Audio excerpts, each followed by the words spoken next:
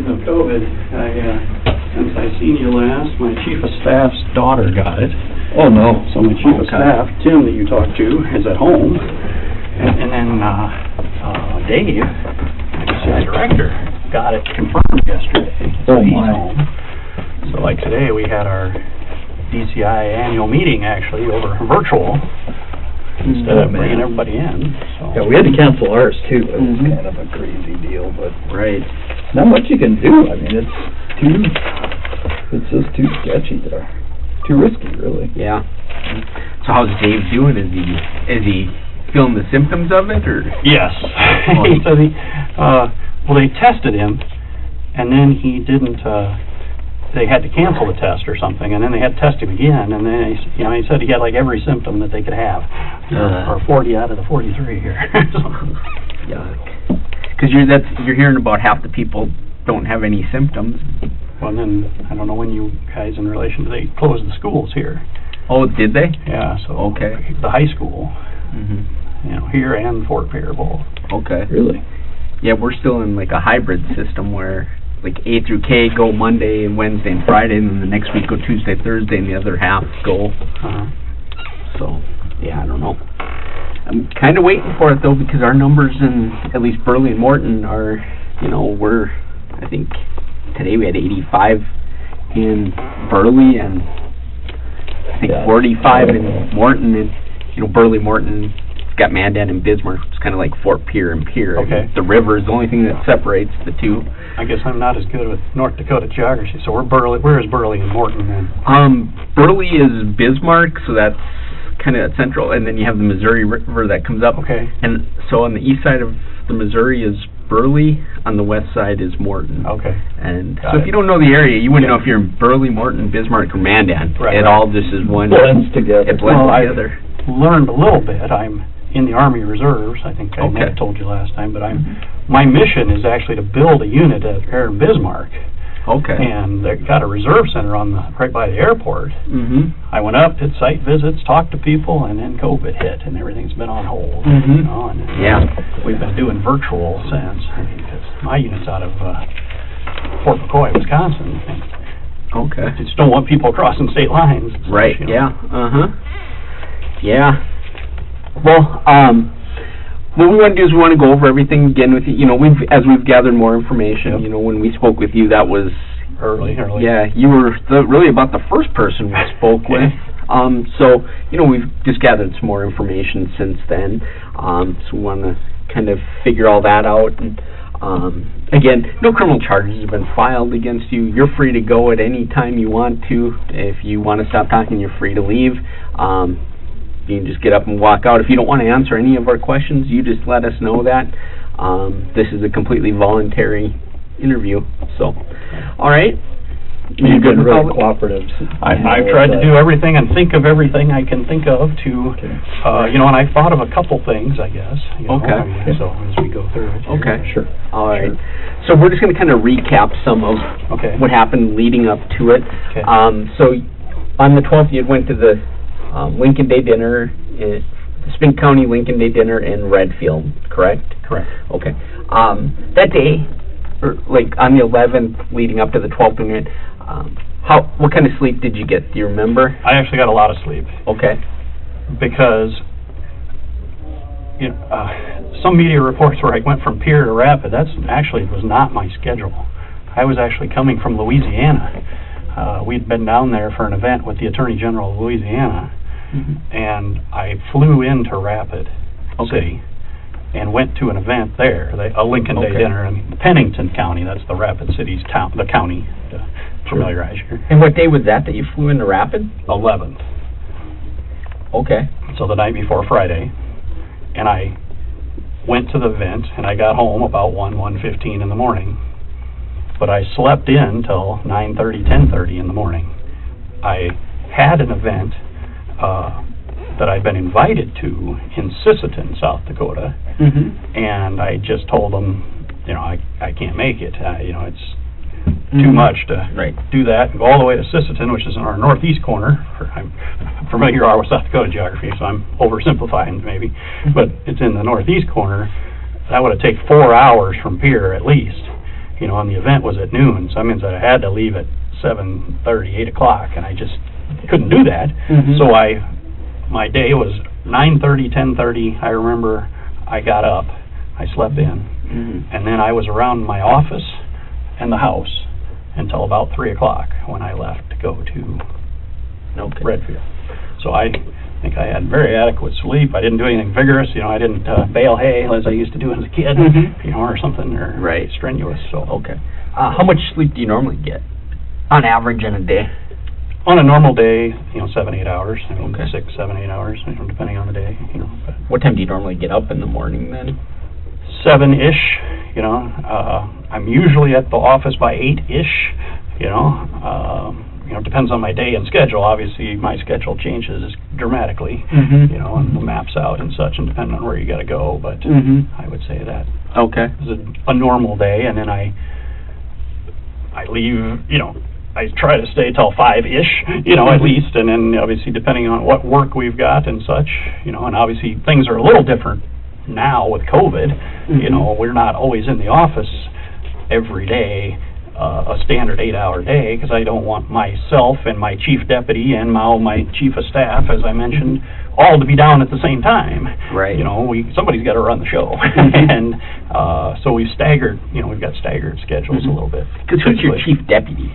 Chief deputy, his name is Charlie McGuigan, and I can spell all that if you need me to. Yeah, you'll need. Yep, Charlie is traditional, and then McGuigan, McGuigan.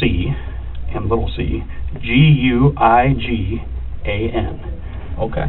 And Charlie has been the chief deputy for myself and Marty Jackley, my predecessor, and actually the end of Larry Long, his predecessor. So he's been chief deputy 10, 12 years, and he's been in the office about 25 years. So he knows how the office and state government works, I guess.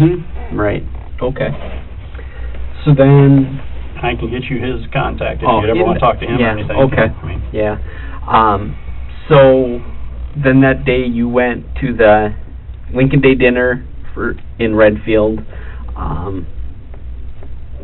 Again, you had said that you didn't have anything to drink that night? I absolutely had 0 alcohol to drink. I had a Coca-Cola, I had a steak, I don't know what kind of steak, but I had steak, and I had a baked potato. I remember that's the 3 things I remember eating, and that's why I tried to give you the waitress's name, and then I got the list of the people that were there and such, and try to verify that. But and then what time did you leave the dinner?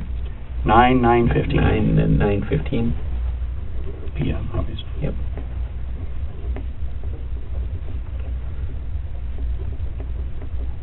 Okay. And again, what roads did you take to come back? I didn't look them up since you were here, but I can describe it yet. Again, I left out of Redfield going west until you get to what I call the Miller Corner. There's a T intersection that if you kept going straight, you'd go towards Faulkton is the town, and if you come to this corner and you go south, and you're going to go south to Miller, South Dakota, which is in Han County, and then from Miller, that's 14, which is all the way here to Pierre, and beyond, but for these purposes, it's from Miller to here. So I made an S, basically, or a... Once you left the event, did you stop anywhere else along the way? No, I believe so. No. No. Okay. Do you remember what you were you listening to the radio, or what were you? So when I left Redfield, you kind of had to snake through town because where this restaurant is. And then when I got out of town, I remember on that first leg, the the Redfield to the corner, I'd called my father. So I did not have. I have Sirius radio. So I turned down the volume, but I still had it on because the Lakers were playing. I remember the Lakers were playing Houston, and you can watch the score when that happens, you know, when it's on. And I talked to my father, and I turned the corner, the Miller corner, I turned and talked to him, and then there's a dead zone there, and it dropped. And then when you got closer to Miller somewhere, I called him back, and all it was I didn't hang up on you call. You know, it dropped. And, so you talked to him too about the Miller corner? Is that about? Well, I mean, so you left piece of paper or something. I can just show you the thing. I went to the corner. I turned the corner, and it dropped somewhere there, dead spot. And then as I got close to Miller, I tried again, and that's when I got him back. And I said, you know, I didn't hang up on you, Dad. It dropped for some reason. Right. And like I said, that was not a long call. I mean, we kind of talked about what we were going to talk about, and then that was it. Right. So that second call was just basically to end the first call, really. Yeah. Right. I mean, I just gotcha. Don't be rude to people. You just you know, call you back that I didn't hang up on you. Right. Okay. All right.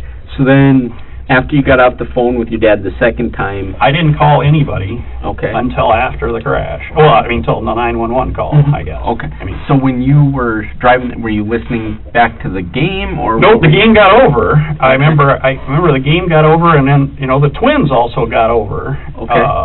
You know, and I remember shutting off the radio at some point, but I think that's closer to Highmore. Okay. Did you listen to the end of the games, or were they already done when you got? Somewhere I don't know where, the Twins, the last out. I mean, I remember hearing the last out, but I don't know exactly where that was. Okay. And I think the Laker game was already over. The Twins was later than the basketball. Okay. All right. So once the baseball game was over, what did you do with the radio? I think it was still on. Okay. But not, you know, I think I shut it off when I got closer to. Okay. When I got, you know, around Highmore. Okay. Why'd you shut it off? Well, well, we have to fast forward then a little bit. Okay. Oh, we can go back. Yep. So kind of walk me through it. So again, I turned the Miller corner, the second Miller corner, I guess, the one going now to Highmore, and I'm driving along, and then I get to Highmore, and that's when I look to the right and I look to the left as I was going through town. I was thinking about getting gas. In the one station to the south or to the left, there was a guy, and I remember his car was pointing back east, and he had his, you know, in the gas pump, and it looked closed though.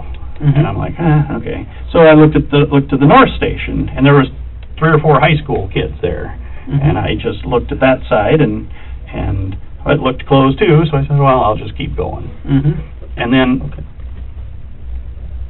around there, that's when I believe I shut the radio off, and you know, I believe that happened, you know, shortly before the accident. My intention at the time was to think about, we've got a couple very big cases going on, and I was going to shut that off and, you know, think about those cases is what I intended to do. You know, quiet time. Okay. All right. So you remember going through Highmore, though? Absolutely. I remember looking to the left and the right. And like I told you the first time, I remember looking at the signs, you know, off to the right about the speed zone and the distance to pier. You know, and then like I said, I think, you know, right before that, that's when I turned off the radio. And if you know, I've been thinking about it, you know, I mean, what was I doing exactly? But I think I looked down at the speedometer, because I traditionally put it on cruise. Okay. Not always, but a lot of the times. And I know I never got going very fast because I never locked it into cruise. Okay. And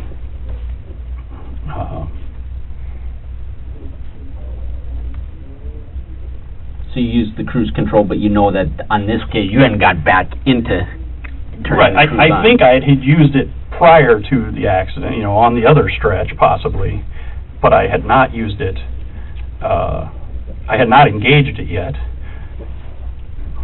Right.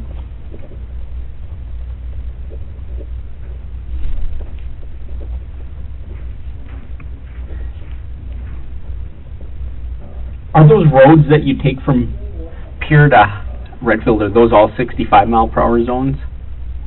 I believe so, except for the towns, of course. Except for the, and sometimes I don't go that way. Uh-huh. I mean, I don't know if that matters. I mean, you can go another way. You can go to Miller, go out of Miller, and then go up to Redfield. Mm-hmm. Okay. But I didn't do that this right. time. Do you have any idea what you would have been setting your cruise at when you were going? You know, right around 65, you know, okay. 65, 67, okay. You know.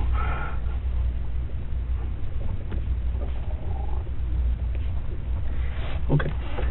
But didn't have the, do you remember? I never go more than 4 over, okay. ever, anywhere in the, you know, anymore. I just lock it in. Okay. How about your high beams? Do you usually use your high beams? I had used the high beams, but I had not clicked them on yet when I'd leaving Highmore. Okay. I'd used high beams from basically to Highmore. I mean, you know, I shut them down when we went through Miller and, of course, in Redfield. Mm-hmm. I would say I used my high beams appropriately. I used them on the road, but I did not have them up yet coming out of Highmore. So getting to Highmore, you would have had them on, turned them off when you got into Highmore, into town, yeah. And then never turned them back on. Correct. Okay.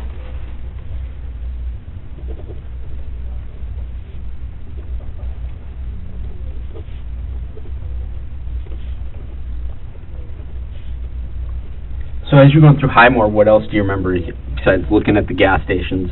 They look closed, then what?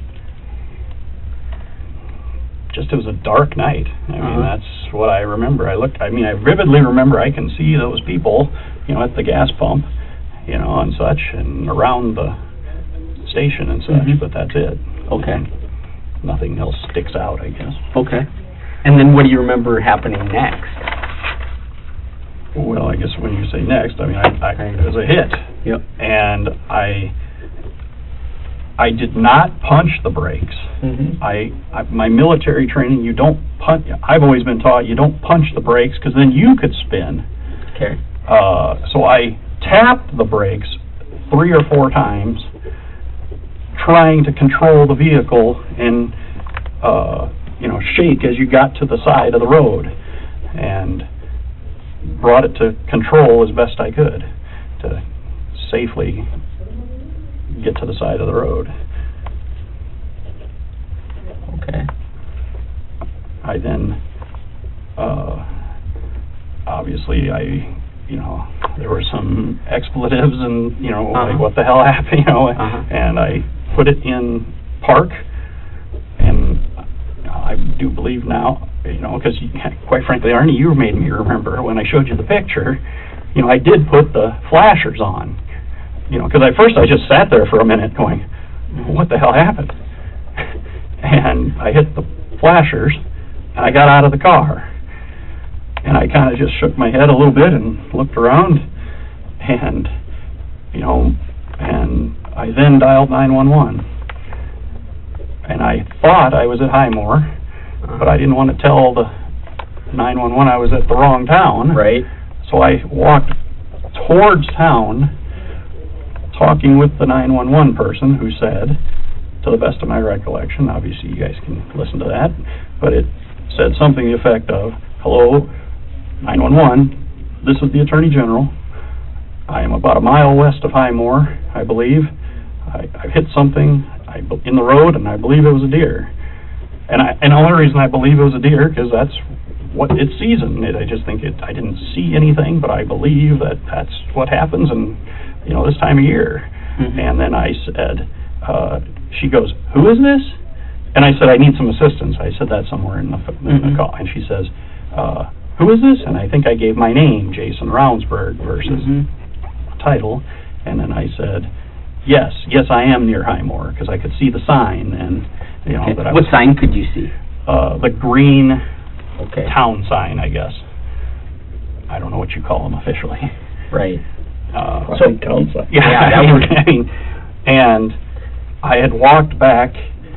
How far from where your vehicle stopped to where you walked do you think you walked?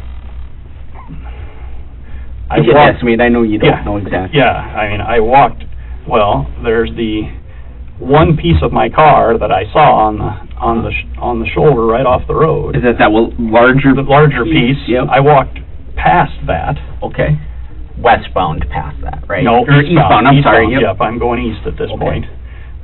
And then she said something to the effect, the sheriff was the only one on duty, and that he would be out soon. And I said, that would be fine, or something, okay. And then I hung up, and clicked from there over to my camera, or my phone flashlight, and started looking for the deer, which I thought in the ditch at that point, and I walked the whole length back to my car, and then I remember taking a photo, the one I gave you, of the car, and then that's when the sheriff pulled up. So how close do you think you got to the city sign, or the town sign? A few steps past that, you know, I don't know, 5 steps maybe past that big chunk. Okay. So just, Ish. you were real close to that chunk. Right. Okay. Because I thought, obviously, the animal would be close to that, with a collision point, somewhere in there, and looked around there, and then walked back. But so you walked past the piece of... I walked past the Vehicle. piece of vehicle, east Okay. towards Highmore. Yes. Okay.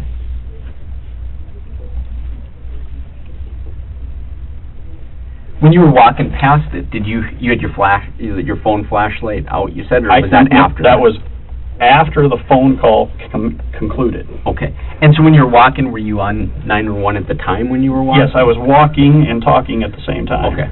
Right. Walking and talking towards the sign. I would say I had an excited utterance, yes, it is Highmore. I am near Highmore, or some words to that effect.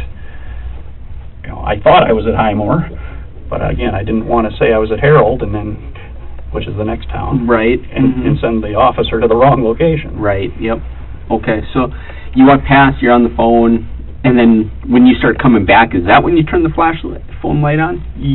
Yeah, within, you know, I hung up, or she hung up, I don't remember who hung up, and then I turned the light on soon thereafter. Okay. I don't know, you know, how soon. Right. Okay. And then you walked back towards your vehicle? I walked towards the vehicle, and like I said, I took a picture, and then that's when the sheriff pulled up. The sheriff pulls up, and he says, you know, what happened? And I said, well, I think I hit a deer. And so the sheriff looked at, so I'm at the front corner taking that picture, and he walks up beside me, and he's looking at the car also. Okay. And he says something to the effect, well, at least it didn't hit the side window, you know, my passenger side window. Right. I mean, he saw what other damage was there. Okay.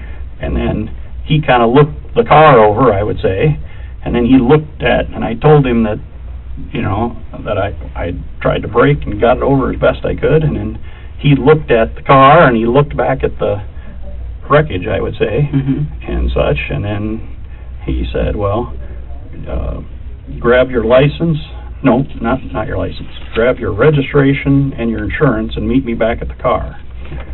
So I then walked back to the car, and when I get in the car, well, no, I had to get in my car to get those 2 items. And where were those items at? My registration's always above my visor. It has a mirror, so you drop down the mirror, so you always have the registration there. And then the insurance was in the glove compartment, which at this point had been ajar. Okay. It had opened up based on the collision. I guess the one thing I remember that I told you at the beginning, I remembered something. My airbags did not deploy. It looked like from photos, and I think that's my car that Kelloland put out there, but you know, we couldn't see it exactly, but it looked like the airbags had deployed then. So they did not deploy from the crash, I guess, you know. Right. And so I guess I haven't seen my car since, so I don't know. Right. I mean, just telling you. Okay. Go back to the car, he says, well, he writes down, he takes those 2 items and he writes me out the red ticket, which I gave you a picture of. Sure did. And then he said, well, where do you live? Or where were you at? He asked me where I was at. I said, well, I'm in Redfield.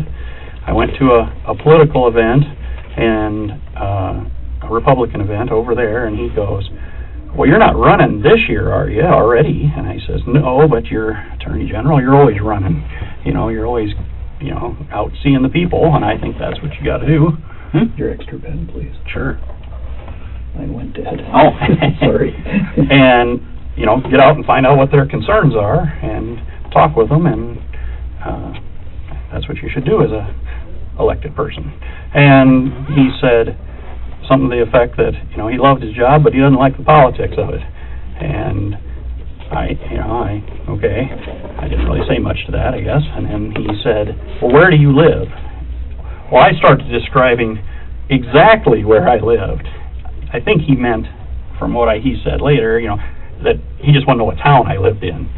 But I was telling him exactly where I lived in town. I'm a little shook up. And he goes to the effect of, well, I can either take you there, or you can drive, but it'll be an hour for a tow truck. We talked about a tow truck, and I said, so I was confused. I says, well, we just talked about a tow truck, but you said I could drive.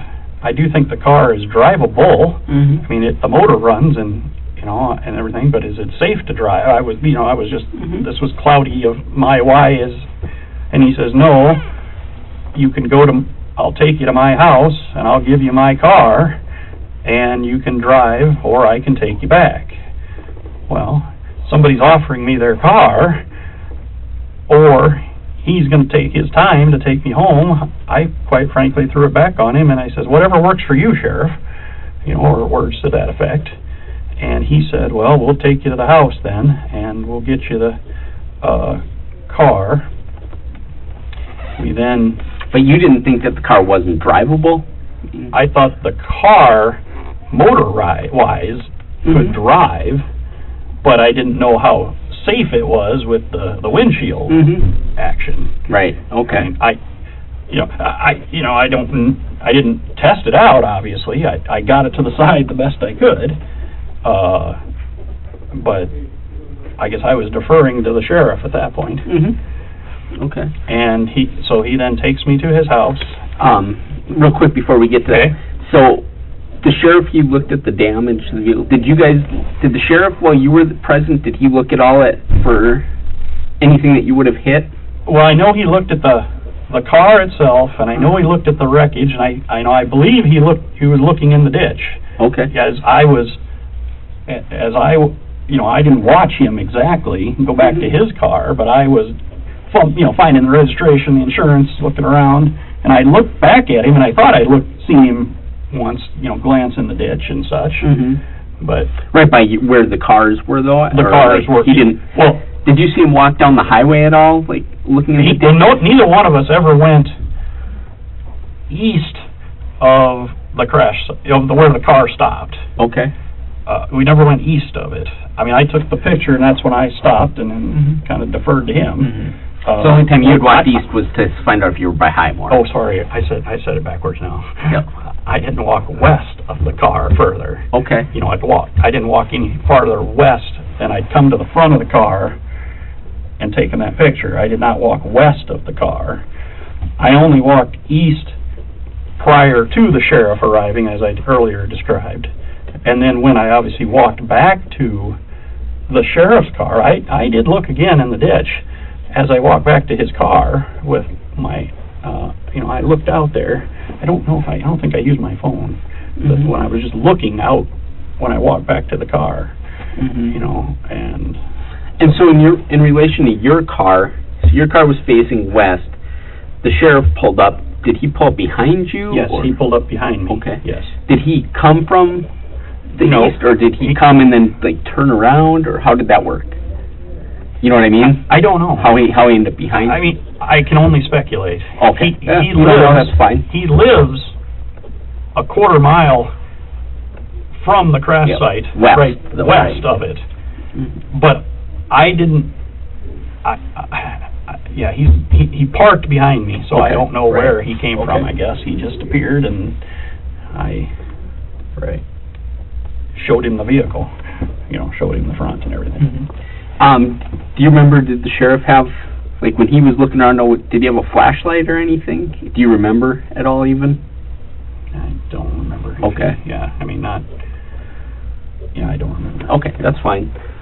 And any questions I ask, if you Yep, don't no. remember, just Right. say you don't remember. That's best. Mhm. No, So I don't you want to guys- speculate. Yep, Yep. I want to So, give you the facts. when you were looking around or walking to find out where you were at or anything, did you move any of the debris? No. Okay. Didn't touch any Didn't touch debris? it, didn't. Okay. Did you happen to see if the sheriff, when he was out there, moved any debris?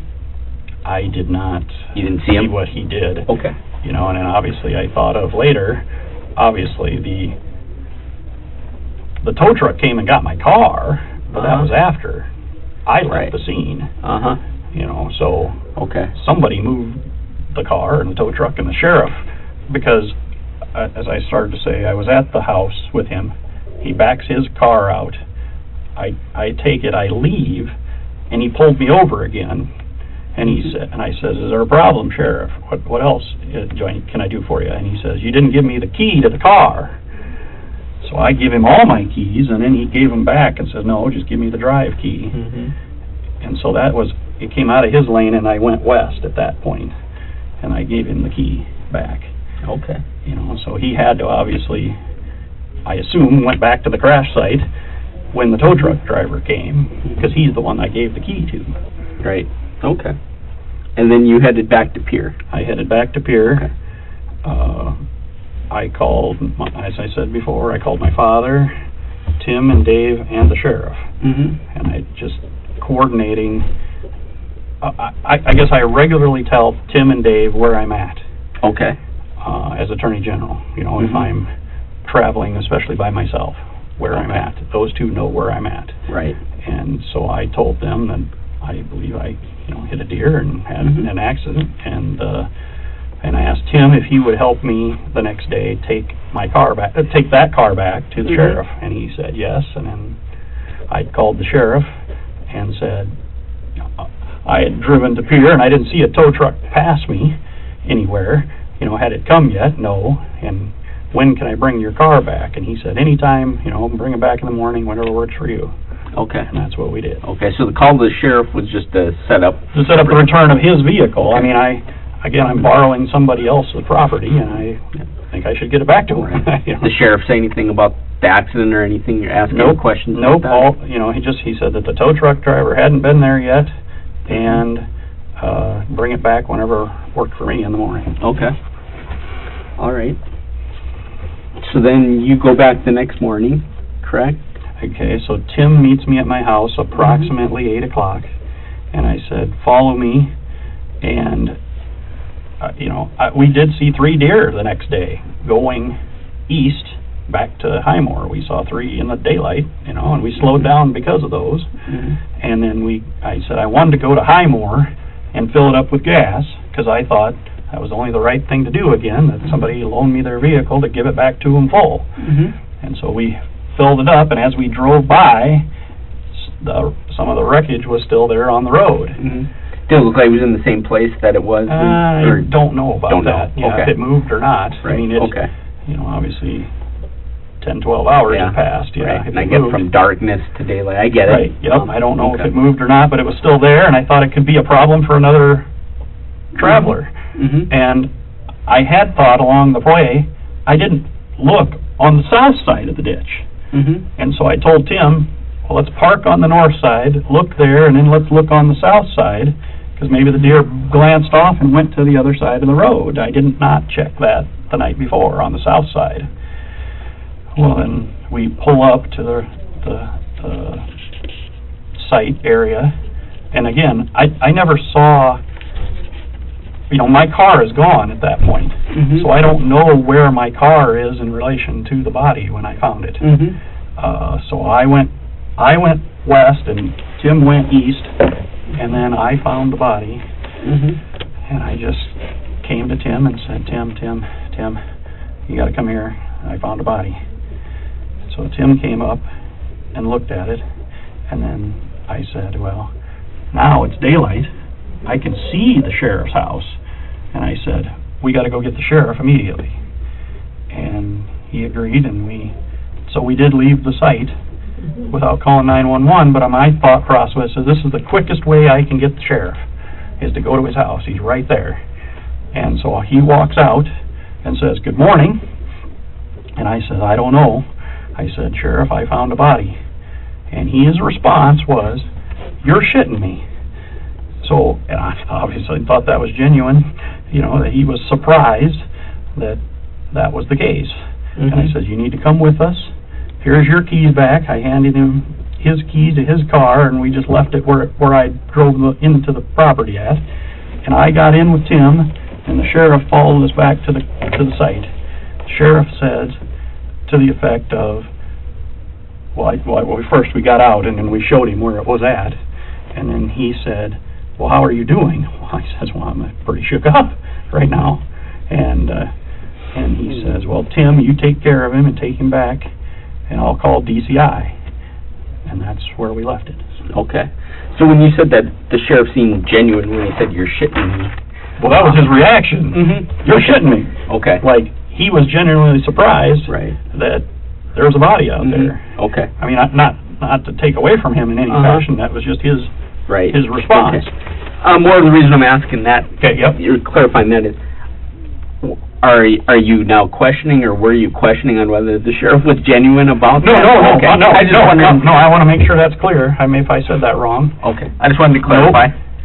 He was surprised. I mean, he was probably as surprised as I was minutes previously in finding the body. Right. Just kind of a shock. You're shitting me. Right. And I mean, I took that reaction as genuine, like, well, clearly he didn't know there was a body either, and that's, was all settling in to me. That, So when you spoke to the sheriff at his house, do you remember what was he wearing? Was he, dressed like he was ready to go on duty, do you remember? Or, I mean, at 8:30 in the morning, you might catch him in pajamas. So this is 9:30 in the morning. Okay, 9:30. Okay. Ish. Yep. Because we left Pier around 8. And then, like I said, we got gas, we went to the crash site, and then we went to the sheriff.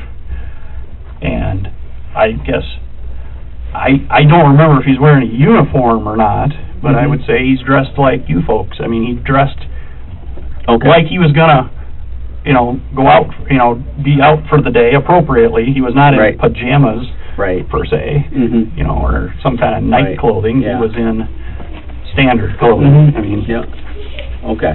Yeah, the reason 8:30, 9:30, you might catch me in, on Sunday morning. On Sunday morning, you might catch me in, not ready to go. Right, or I guess, I don't remember him looking like he was going to go to church, but I don't look like he's going to go to pajamas either. I mean, it's just standard clothes. All right, so you showed the sheriff. He said he'd take over from there, and you and Tim, he released you and Tim from the scene. He released me and Tim from the scene, and said he would contact DCI. Okay. All right. And that's what I remember, except for at some point, the Highway Patrol asked if I would do a blood draw, and I said absolutely, and I did that up at the jail. That's when I asked you where we were meeting exactly. At the top of the hill, there's actually the jail. Oh, okay. So I would, I met up there for that, and I believe that officer, Highway Patrol, was Schneider. Was his name. Yep. And he coordinated that with Tim. Okay. Because I called my father when I got home, or I got back to the office. And while I was doing that, that's when Tim talked with Highway Patrol to line that up. So you said when you got back to the office, you went to the office, not home? Yes, went to the office. Yeah. Okay.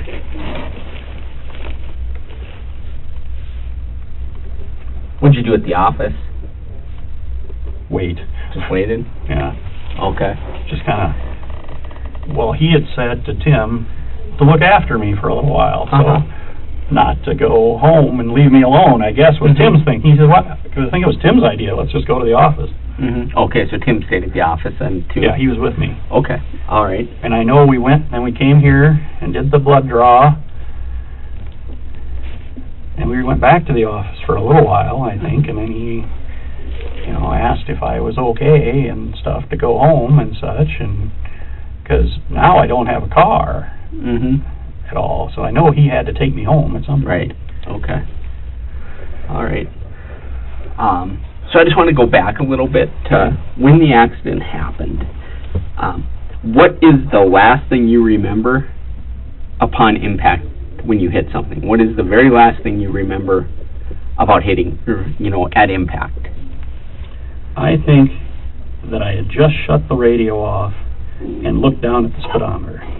Okay. I mean, I shut the radio off, you know, just soon from Highmore in, you know, Highmore to the site somewhere.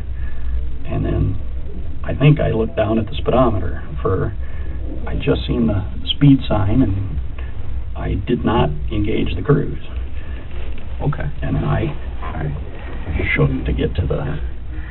Do you remember how you were feeling when you were driving home from Redfield that night? I mean, were you feeling tired, fatigued at all? I do not feel fatigued. I felt normal. Normal driving. I did not feel fatigued. Okay. Do you remember, were you using your phone at all for anything besides to make a couple phone calls? Nope, the only phone calls I made were to my father, which ended prior to Miller. Yep. Okay. I have two phones, as you know. One was on the passenger seat, and the other one was on my console, and I did not, you know, use them, you know, then. Okay. You know, I do not have the phone in my hands when the crash happened. I had, you know, our hands on the wheel and looking at the speedometer. Okay. So as best I can relate that. So your phones, to unlock them, do you use mine? I can use a code or my thumb. I think my kids can actually use a facial recognition thing. They hold it in front of their face. Right. How are yours set up? One doesn't have anything, and which one doesn't have anything? The personal phone, the Droid. Okay. No security on that? Just no security on that one. Okay. And how about your work phone? You have to punch a code in. That's the one.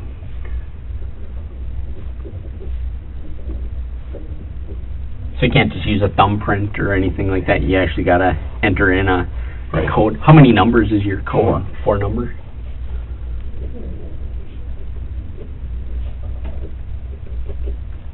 Okay. But you don't remember using your phone for anything other than phone calls? Or to your dad that night on the way home? Right, yeah. Okay. How's your vision? Good. Do you have night vision problems, anything like that? No, I'm in the Army, so I had a vision test a year ago. Sure. And I came out fine. I have no glasses or anything. And I know some people have trouble seeing stars and stuff at night, and I was just curious if you experienced any of that stuff. No.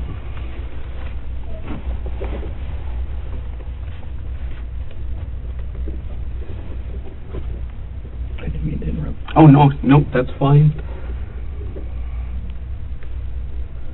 So have you had any other contact with the sheriff at all? No, I have not talked. I have not had any contact at all with the sheriff. I think Tim might have reached out because we were trying to figure out who the family was. Oh, okay. You know, to offer condolences, sympathy. And you know, I think Tim might have. Do you know these people? Do they have a relative? Who is the right person? Were you guys ever able to get anywhere with that? No. No, not at all. Okay. We found a different way to find out than a funeral home. They put the obituary and put the funeral home of where that had happened, and then we learned that the father passed away about 6 weeks prior We were looking to reach out to the mother, but we saw that and did not reach out then because obviously she just lost her husband and then 6 weeks later loses a son. So we just didn't think that was the right time. Right. Because the father was still on the funeral home registry. Also. Okay. All right. So on your phone then, you have you have email on your work phone, I assume? Correct. Okay. How do you open up your email? Is it just like I have a mail icon basically? Right. You I click can hit on that. Yep. Okay. Yep. Is that for a South Dakota State email or? Correct. Okay. Do you have other emails besides your work email? Yes. Okay. But your work, you can just click something and boom, you're in, right? What other kind of emails do you have? Campaign email. Okay. And personal email, and in military email.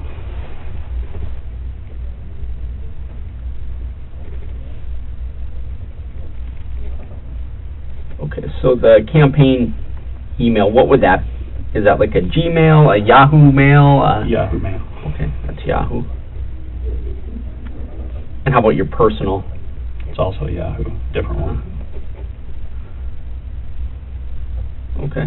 Military, what's that? Is that like a... It's a dot mil. Dot mil, yeah. dot US or whatever? That's your name, okay. dot mil at mail, dot mil or something, yeah. Okay. And you had both phones with you when you went to Correct. the dinner, and then you brought them, you had them both when you came home, right? Correct. Okay. All right. What's the address for your campaign?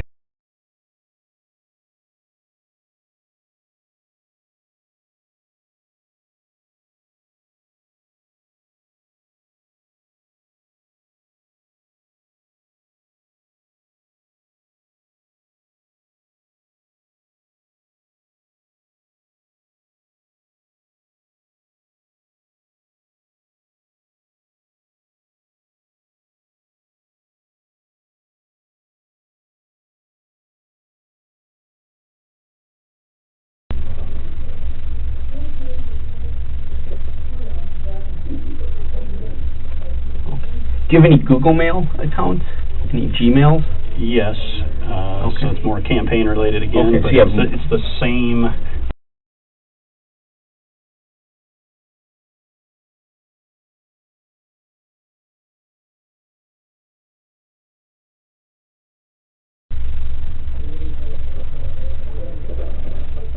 Okay. And that's a campaign email? Yes, Okay. predominantly, yeah. Okay. I assume they're all kind of used A little bit. I mean, try not to, but try. yeah. I mean, some people, and you Mhm. meet them and you move them over to a different email, Right. sometimes. Okay. So now, any of these emails, do you have to get into those? How do you get into those on your phone? Well, first off, I don't get into the Gmail one on my phone at all, Okay. ever. Okay. I don't like Gmail. It's not as easy, user-friendly for me. And then the other one, you have to go on to the internet, I guess. Okay. So you actually have to go in to click on Safari or whatever, go into Yahoo, Right. and then sign in. Right. Okay. And then my military email, quite frankly, I just ever use that on my laptop that they've given me. Okay. Because it's complicated. It's got long passwords and stuff you gotta enter in every time to... Do you have the VPN at all? Yeah. With your laptop? Yeah. Okay.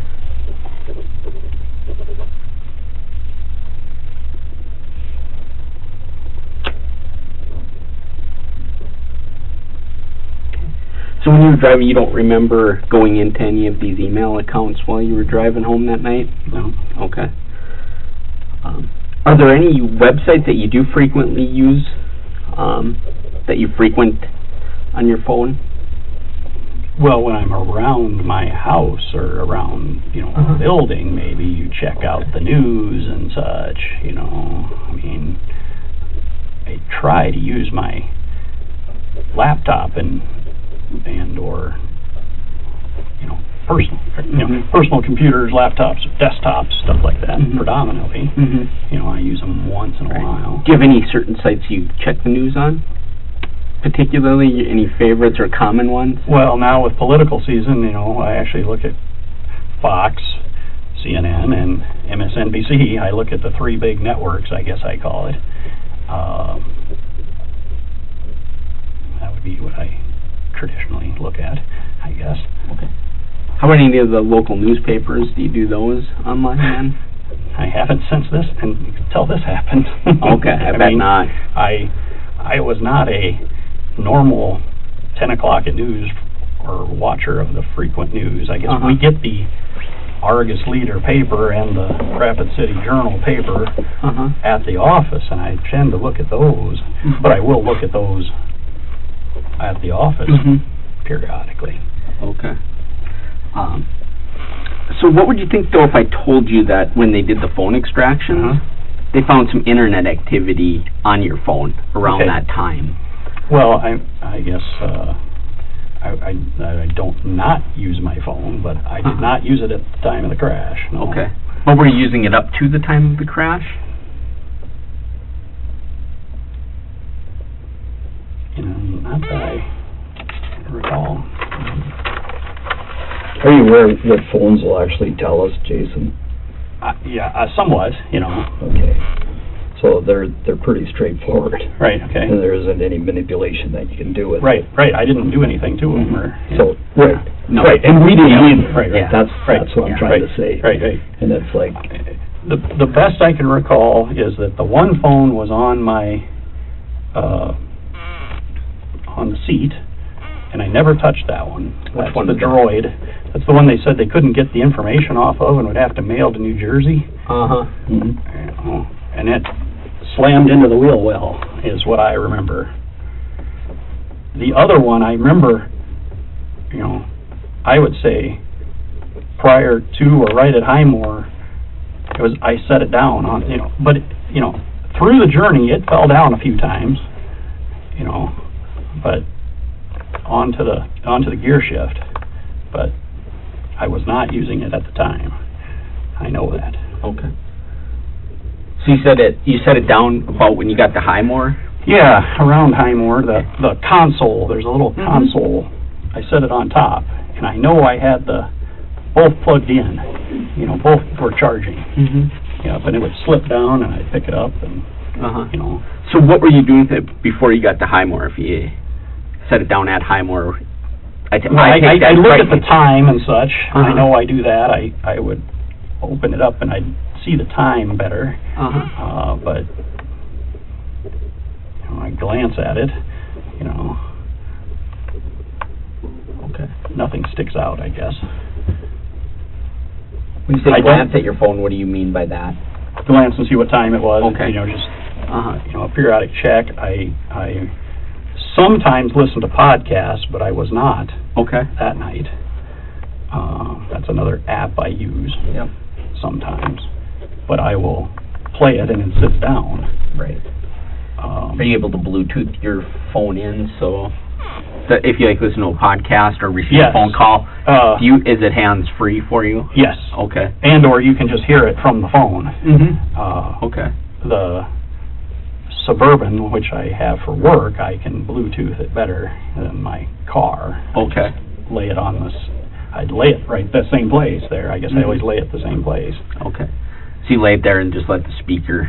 Right. Okay. Right. All right.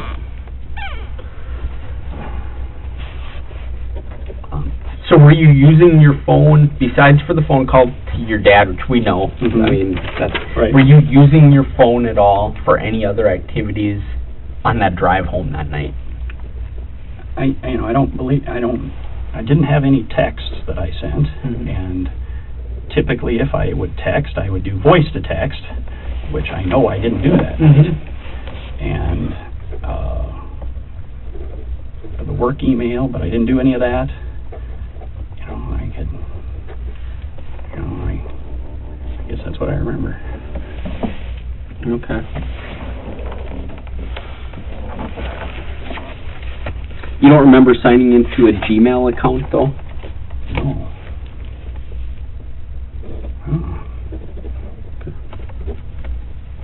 Because it's just always hard to get to where you need That to go. one's a hard one to get to. Right. Okay. Yeah. But you do have 2 Yahoo Yes. accounts. Do you remember signing into either of those? Because when you go in and you want to go on your Yahoo account, do you have to actually manually enter in your username and password, or are they do they autofill? They autofill. Okay. Yeah. So you'd have to go in and then click sign in. They would be there, and then probably another sign in thing or whatever. Is that correct? Correct, yes. Okay. Do you remember being on either of those? I guess it's possible that I could have checked those, yeah. Okay. All right. Do you ever go on the Dakota Free Press? Yes. What is that? That's a blog. Okay. That's a blog here, politics, yes. Oh, it's a political blog? Yeah. Okay. And then there's another one then, Dakota War College. Okay. Also a blog. All right. I guess you see what the headlines are more than anything, yes. How about Real Clear Politics? Okay, yes. Okay, what's that one? Politics, and it has a whole bunch of stories and stuff of the day, but that's more national politics, yeah. Oh, okay. All right. So that's more of a national site, not where I assume Dakota Free Press is a South Dakota political blog? Yes. Okay. How about what's Just the News? Just the News. No, I don't recognize that one. Okay. All right. Have you ever read the article Riding the Dragon? It's a documentary about Joe Biden. It's not familiar to me, I guess. All right.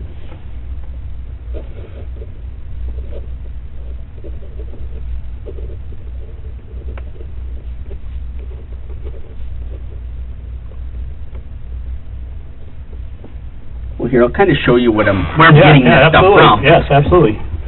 So, here's kind of the information that was put together on your phone and here's our times. So, outgoing call, 10:24. So that's what time you made the 911 call. So, and that's all fine and dandy, you know. But leading up to that, at 10:20, you unlock your phone, signed into your Yahoo Mail account. Also, and then signed out. At 10:20:49, you were on the Dakota Free Press site. These are all on your work phone.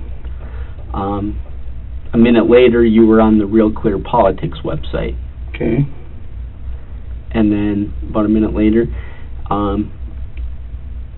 this article was pulled up through the Just the News, which could have been something that you were on this and it had a link to click to get you to this one regarding this.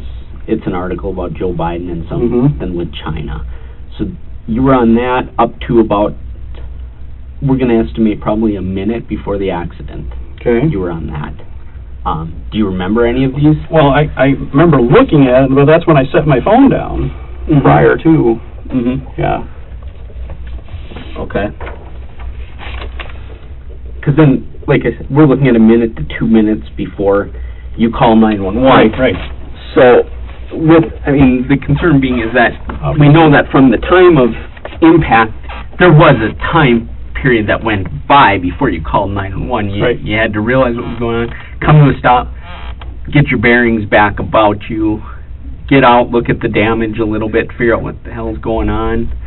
You're trying to figure out where you are, call 911. So it's reasonable to say that there was a minute to 2 minutes that passed from impact to when you were actually on the phone with 911, right? That would be reasonable, correct? I guess, yeah. So when we look at that, our concern is everything that we're seeing here is appearing that you were on your phone reading political stuff at the time. But I just wasn't. I set it down. I know I did.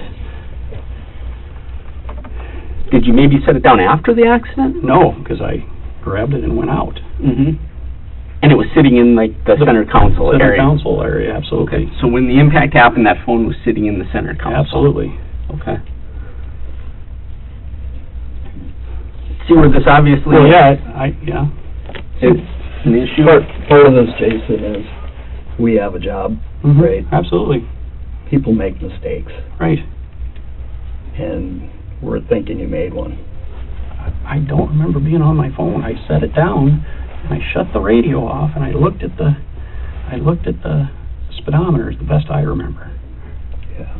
But I don't, that's what I was, worried, how fast does that transmit, that you do that, that you set it down. And I never shut the browser, I guess, a lot, Yeah.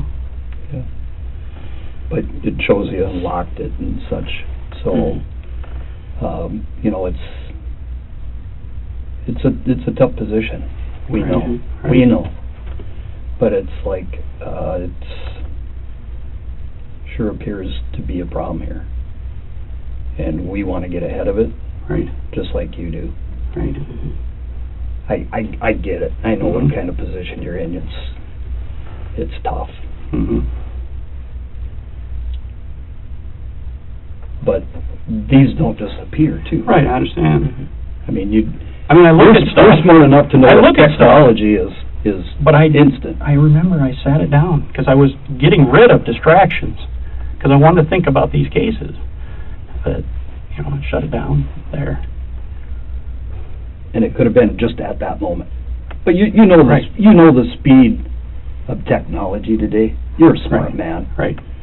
and it's like the speed of technology is amazing. Mm-hmm. And I was not looking at it when it happened. I won't say that I was. No, I set it down, and I went to hit I shut the radio off, and I looked at the speedometer. Mhm. So is it maybe when all that was going on that the impact happened? Well, that's the best message that I can remember. Boom. Mhm. yeah, and it could be instantaneous. Right. Right. And we get that. Right. We Yes. get that. That's It could be instantaneous, and like you said the last time, right. wham, there it is. Mm-hmm. And as you're putting it down, it could be wham, there it is. Mm-hmm. Well, I set it down. I remember sitting it down. I pretty confident I shut the radio off, and then went, looked at the speedometer. This was the best I remember.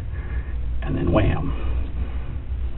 I was not looking at my phone. I know it's the law, and I was not looking at it at the time it happened. No. You've been kind of called out on that before too, haven't you? I don't know what you mean by that. So somebody, when you were texting or tweeting when you were going through the Black Hills, Well, that was a similar type situation where, well, yeah. and you got kind of called out on it. That's what I mean. Right. And Mm-hmm. we heard about all that. Joe and I have done, we want to cover every base, and Right. we have. Right. And I can assure you, we have gone as far. Well, obviously, I'm political. I get called out on lots of stuff that Yeah. doesn't look necessarily how it looks, Right. And it may or may not be appropriate. Right. Mhm. Granted. Right. And Right. so I can see where, in a situation like this, all of a sudden this is wham. Mm-hmm. Now it's in your face. Mm-hmm. Now what do I do? And it's like, I don't know what just happened to me. Mm-hmm. I just know that something's going on really serious here, and I got to figure it out. And I kind of think that's what you're. I've done this for 40 years. Mm-hmm. I started in 1981. Mm-hmm. I'm on my 39th year. Right. So in that time, I've had situations like this before, Mm-hmm. where all of a sudden you have to make a decision, Mm-hmm. and it's fast, and it's going to last forever. Mm-hmm. And I can see where it's like, oh, I should not have done this. I should not have been doing this, and now I'm kind of in a jam. What do I do? I still believe I was not on my phone when the moment happened.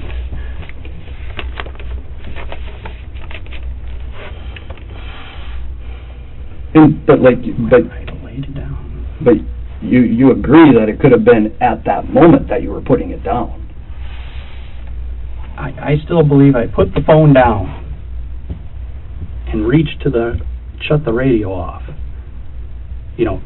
Now, Was that 10 5 seconds, 20 seconds? I don't know. But, wham, it's close relation, I guess. Yeah, it's really close. Right. But I was not doing it at the time of the impact. I set that phone down. I know I did. Do you remember reading that article at all? No. It's basically about Joe Biden. I looked at it as well. Okay. Because when we get these, Right. Jason, we can go look at what you're looking at. Right, yeah. And it's about, Yeah, about some conspiracy with Joe Biden in China. in China. Who knows? I didn't read the I guess whole I would say I glance at headlines a lot. Sure. I don't read articles when I'm driving. Right. And it probably glance was an at the intriguing headline, I mean, I would guess. Right. Right. Because when we enter in the address that was on your phone, Mhm. it actually takes you to the article. It's not just like a headline where you scroll down and see other headlines or whatever. You were on that article. Okay, so like you go from Real Clear Politics Mm-hmm. to the article, and you can click on, that's what Real Clear Politics is, you click on articles, Mm-hmm. Sure. and then they Yep. take you to the article. So, right. Kind of what I was saying is I think you were Right. probably in Real Clear Politics, clicked on this Riding the Dragon, which took you to just the news and that article. Okay, But I'm speculating Yeah, I don't too know, on, yeah. I'm guessing right. on that. Yeah, I've never heard of Just the News, no. Right. Which made me think then that you were on Real Clear Politics, clicked on an article, and Right. they probably have it embedded in their site that you go to these sites for the article. Right. But you don't remember reading that article No. at all? Okay. Like I said, I glance at headlines at best. Mm-hmm. Well, like I said, I know you said you glance at headlines. This one you actually went into the story. Mm-hmm. I mean, you actually, Right, but, it went and it took you to the article right, yeah. itself. But then that's the headline there, yeah. Mm-hmm.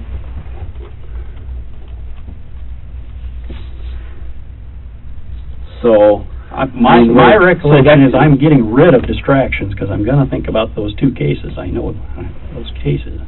I'm setting it down, shutting it off.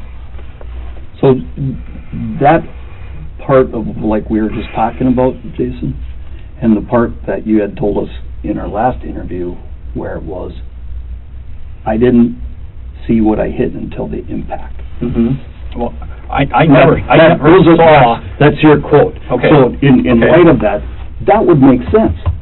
That right there would make sense. You're putting it down, wham, and then your head's up. It's like I just hit something. Again, Does that sound logical? Well, I'm getting rid of distractions, and I look, like I said, I remember my hand, for that radio, and then to the speedometer is what I believe happened.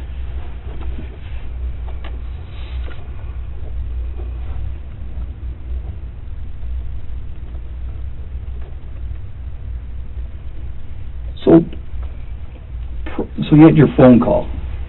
This is back up a little bit. Okay. So you had your phone call, and then... With my father, are we talking about? Yep. And then even the second one with your dad. How about on your way there? Were you on your phone talking to anybody then? Do you remember what you were looking at when you were driving out there? No, I don't think I called anybody. Okay. Do you remember what you were looking at? I might have looked at articles and stuff again, yes. Yeah. And it's hard. Because Right. I've driven it. Right. It is not an exciting road. Right. I can guarantee you that. And But I do remember I listened, like I told you before, I started to listen to these, and they're in the car yet, I told you, the discs. They're books on tape. yeah. And I listened to them for a while, but I just didn't like either one of them. Yeah, you said they didn't. Yeah, They they're were boring. not intriguing at all. Right. So, do you do both then? Were you on your phone while you're listening to the book? Usually not, no. It's one or the other, yeah.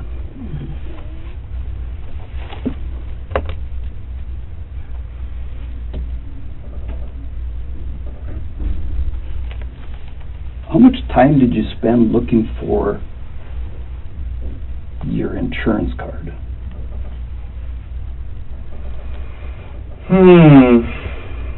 The insurance card took a little longer.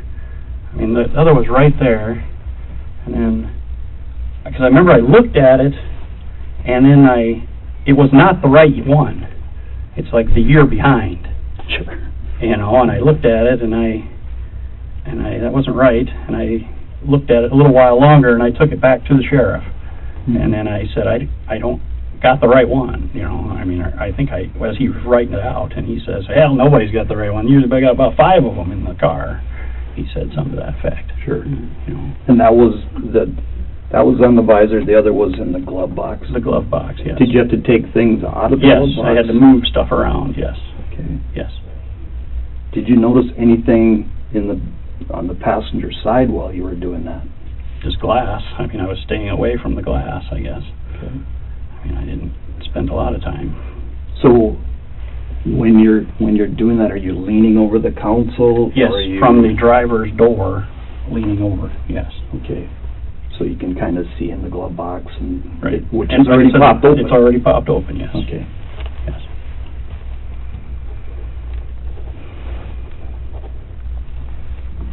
So, did you see the glasses right next to that?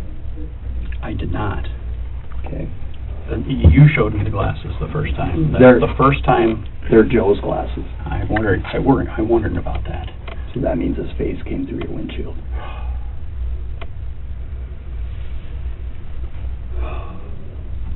It's a tough thing. Oh.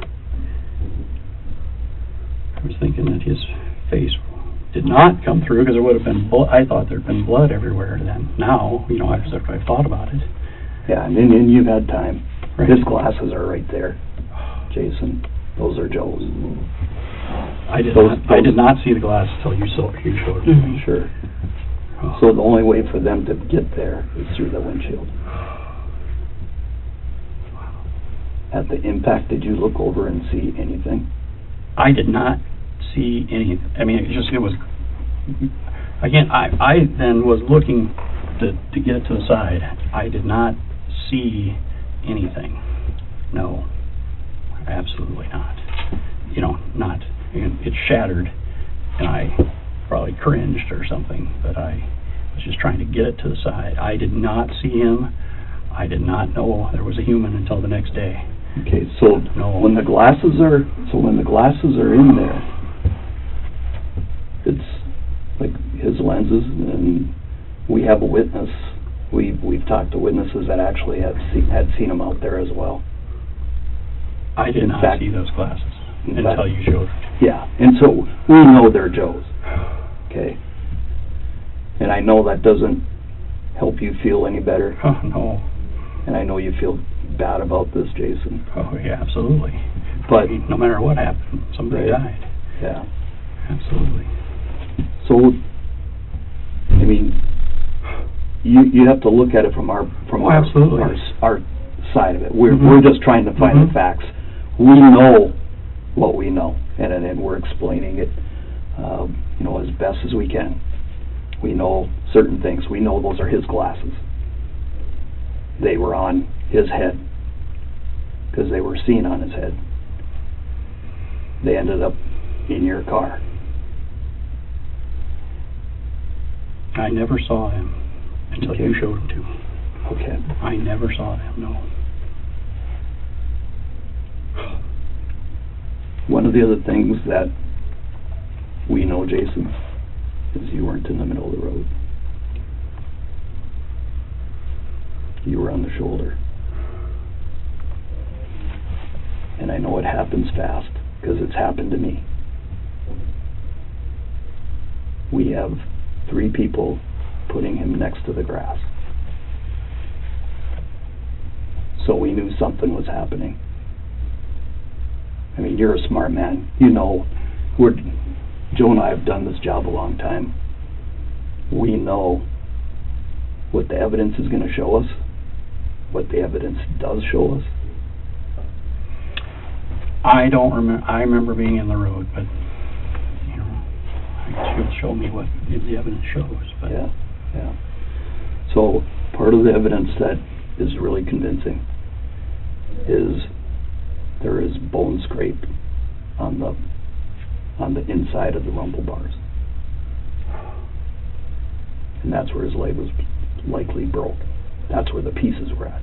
So how did he get farther down the road. I mean, did he ride?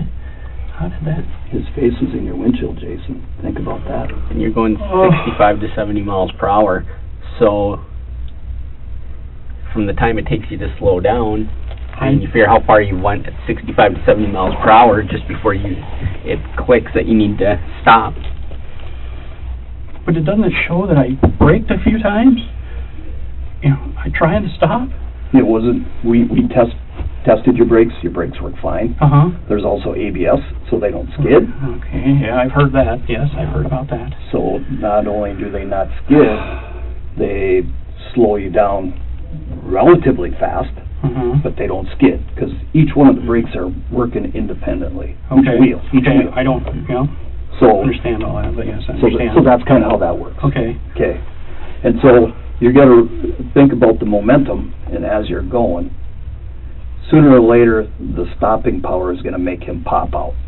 Okay. And he goes into the ditch. And you would think, I guess I thought, if that's what happened, he, braking multiple times, he'd have fallen off, not just at the last time. Because, I never saw him in relation to the car.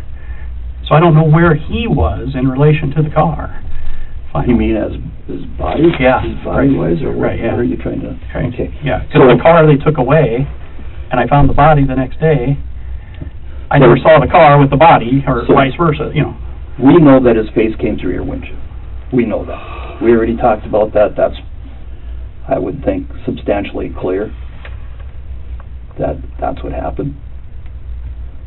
We also have the imprint on the hood where his body, well, at least part of his body, likely was riding. At some point in time, he rolls off, takes out the mirror, and slides into the ditch.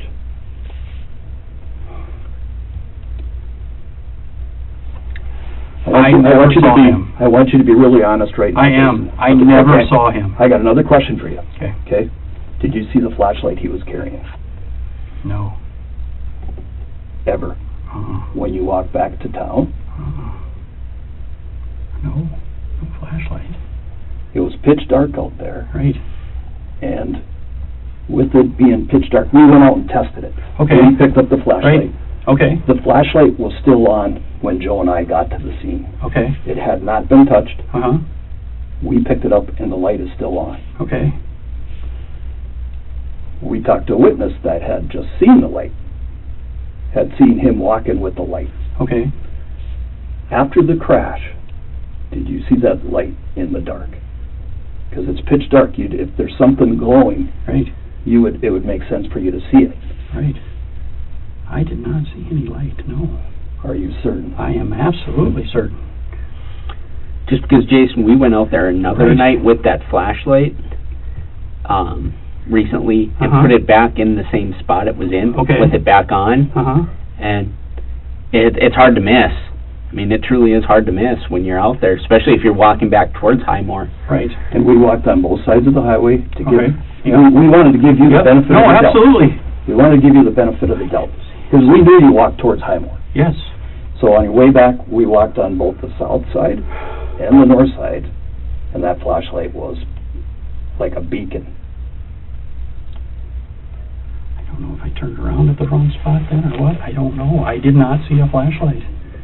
I didn't see him in the face, no. I did not. I did not. I did not know it was a man until the next day. No. I think you had an idea it was something other than a deer, though. I just believed it was a deer. I do. I know it sounds, but I've never hit a man before. I've hit a deer, because that's the time of season to do that.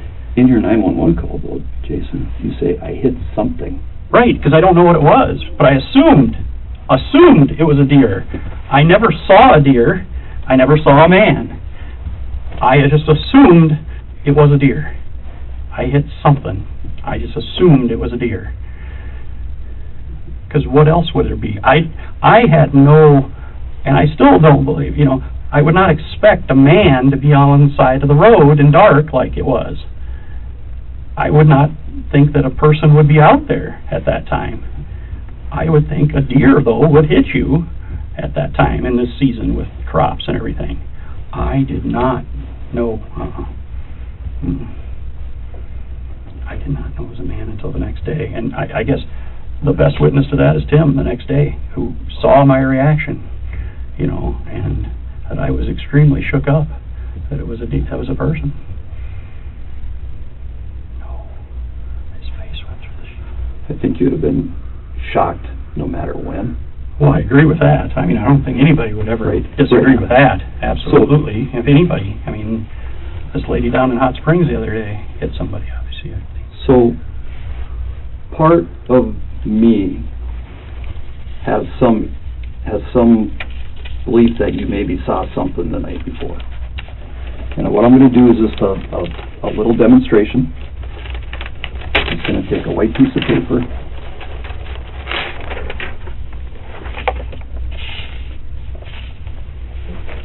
This room was pitch dark. Okay. And there was any light. Would you see that because of the contrast of the color around it? Maybe, maybe not. I don't necessarily believe you would. Okay. And that, so we did this as well. So the grass out there is obviously green. Right. Is less than 2 feet off of the road. Less than 2 feet into the grass. You know, you found them. Right. Less than 2 feet. Did you see something white laying there? Because, I mean, as you know, he didn't have clothes on that were covering the white part of his body. I mean, you're a smart man. You would understand that because there's such a contrast. I did not see him the night before. I don't know where he is in relation to my car because I never saw him and the car together. You would have to tell me where he was because I did not see him in relation to the car ever. He was very close to that large piece of debris, though. He was? He was? Yes. Because because the day before, we stopped where the debris was. I guess if you had asked me that question at the beginning, I would have said he was up the road from the debris, that large piece of debris. No, he's just not very far from. I'm not saying he was right even with. Yeah, he wasn't right. Yeah, right even with. He wasn't very far. Mm-hmm. I mean, because think about it. You said you parked at that piece of debris on the 13th in the morning when you guys came back. Well, we parked around it. Right around it. Kind of like the starting point of where to look. And you didn't walk very far, though. I walked up we walked west from that, though. I thought quite a ways.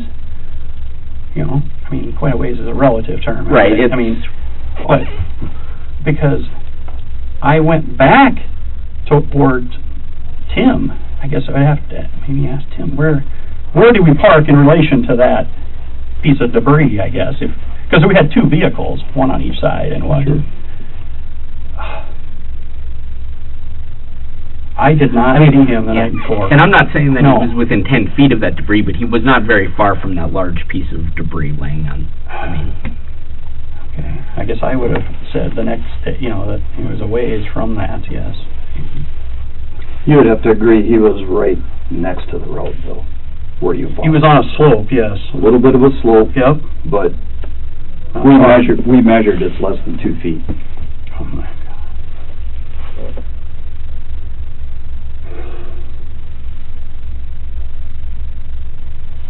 I walked back towards him. I looked. And if he's not by my car?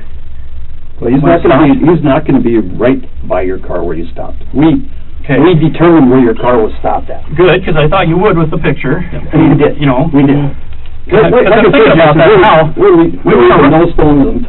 I went around. I didn't check on that side of the car that night.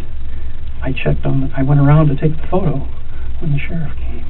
Do you normally wear a Fitbit, Jason? No.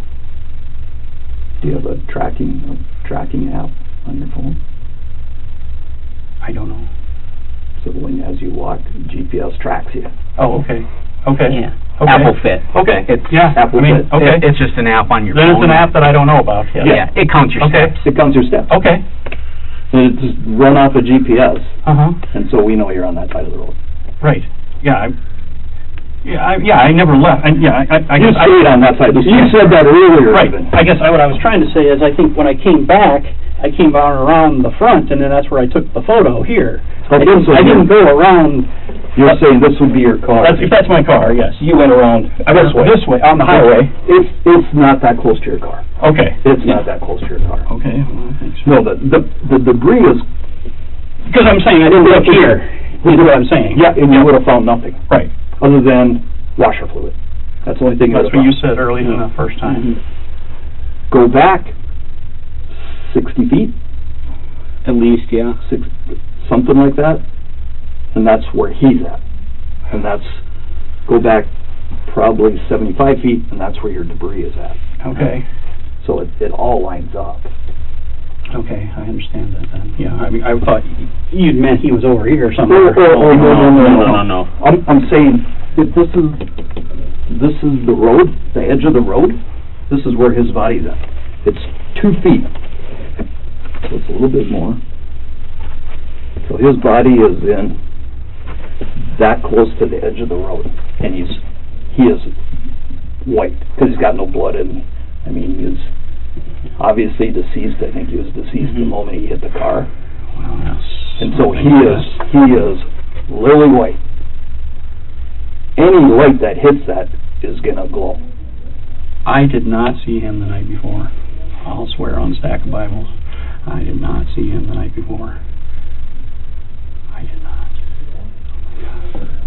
So where were you looking when you were walking back towards Highmore? Did it establish that you were by Highmore? Where Well, were you? I guess I was looking,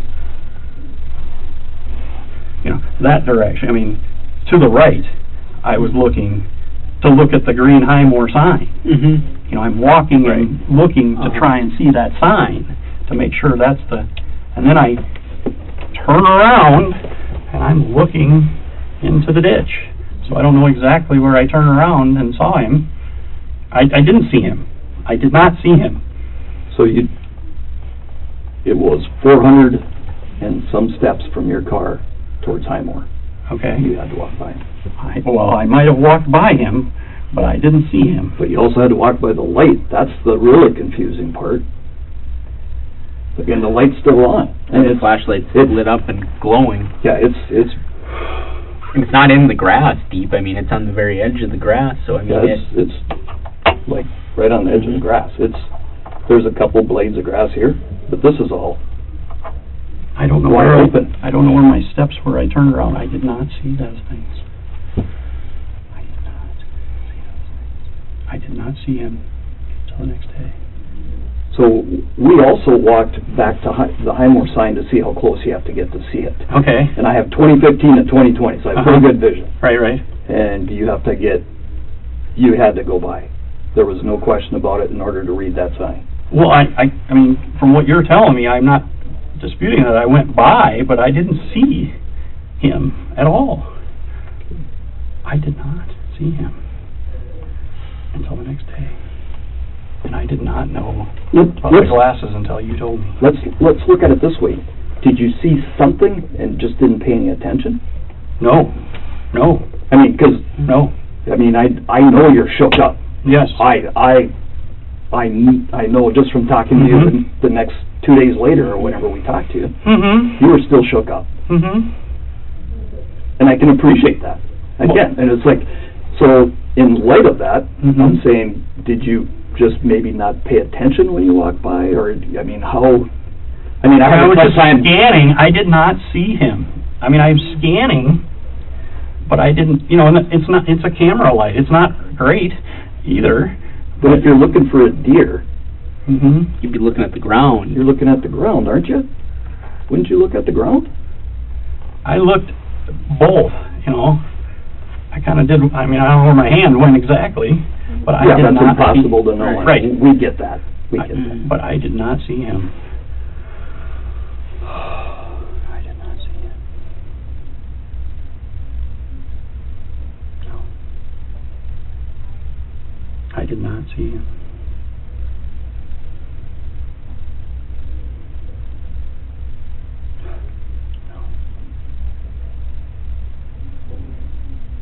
I don't know what else to tell you. I didn't. You know what, Jason, if I'd have an easier time believing this if he still had clothes on.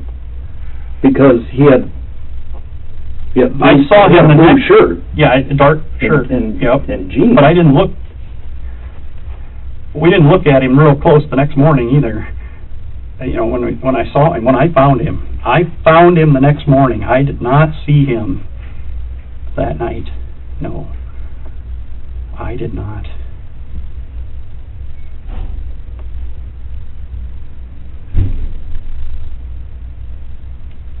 I can see how you say I should have seen him, but I didn't see him.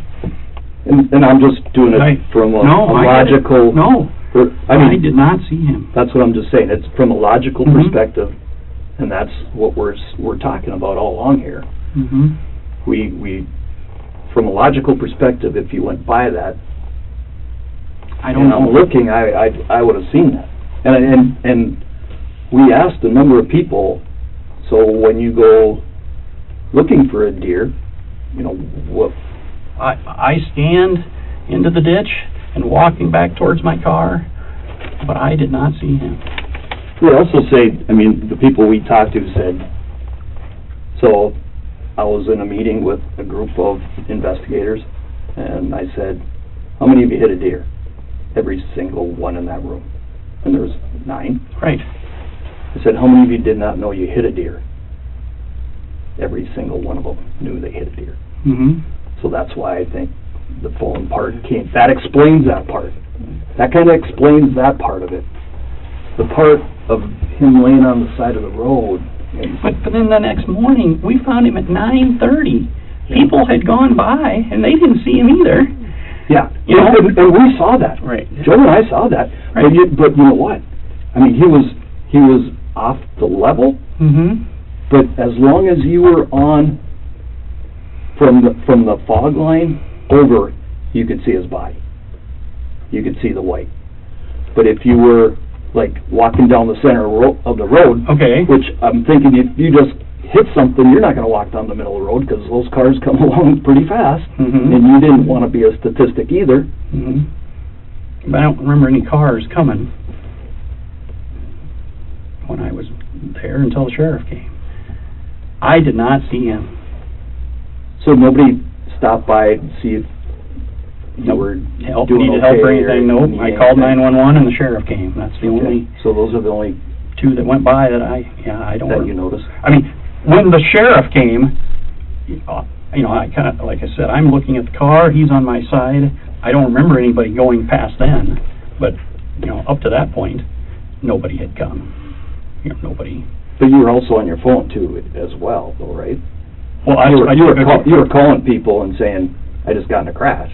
On the way home. Oh, that's on the way home. Yes. Okay. After I got the sheriff's. No. Yes. Okay. No, I didn't call until But you had sent them text messages with the photos and, hey, I got into an accident. I'm okay. Car not so good. That was during that time, right? Well, I took the photo, and then the sheriff comes. I don't think I send it until I leave the sheriff. I don't think I call anyone until I'm going down the road again. And that's when you send the text messages to Nadvig and Borman? Then? Somewhere, yeah. Okay. And we just want to get, we want to make sure we get everything in the right order. I did not see him the night before. Absolutely not. I did not see him until I discovered him the next day. And got Tim, got the sheriff.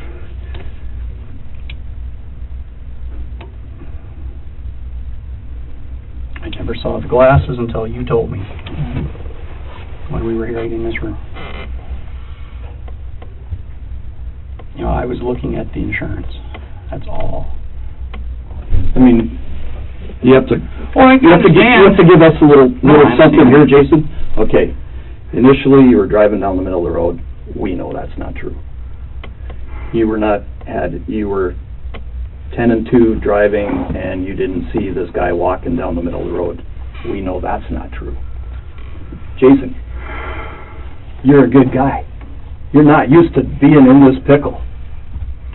I am a good guy, yes. I agree. You're not used to this. We're used to people that are used to being in that seat. Right, I understand that. I mean, I understand So that's the why process. we're, and I know you understand the process. I'm not second guessing that at all. What I'm saying is, if you look at it from our perspective, Oh, I get it. okay, things haven't been straightforward by any means. In fact, some people would call you a liar. I am not a liar. Some people, I'm not calling you a liar. I'm saying there's some mistakes made here, though. You would have to agree with that. I don't know what I'd have done differently. I believed I was in the road, and I believe I set my phone down, shut the radio off, and was looking to put the cruise control on. And I didn't find him. I did not find him until the next day. I mean, it pains me tremendously to hear that his face went through the windshield. But I didn't look over. I was trying to stay alive myself at that point and get over. And I looked at the car, and I didn't see any blood. You know, I've been thinking to myself, if his face went through, it had to be blood everywhere. You know, would have been on the car. Because you got more skin here than hair. Actually, that's not true, because Okay. I believe he was dead on impact. Right. The second you hit him, he was dead. His heart's not working anymore. He is dead. So it's not pumping anymore. It's just sitting there. Okay, well, I didn't know that. I mean, but that's how I was envisioning it. And I could see... I was thinking, I was thinking That's in the what back I'm of his head, and I'm trying to clarify it for you as well. right. Well, that's it, because I would obviously like to know what the, how he rode the car and where he ended up and everything. It never made sense to me. And I figured it had to be the back of his head, and hair then doesn't have the capillaries and everything your face has to spread blood, because there's no blood that I saw in the car or even on the outside of the car when we looked at it. But it is a red car. Well, that's it. It's a red car, and it is dark. Yeah. The people have been like, oh, there was blood on the road. Well, how do you tell that it's blood on the road versus washer fluid or it's just the road? I mean, it's dark. Yeah, and That's super dark, and I'm not expecting to have a person walking down the road or the shoulder even at that time of night or day. Yeah. It only makes sense that it was a deer to me.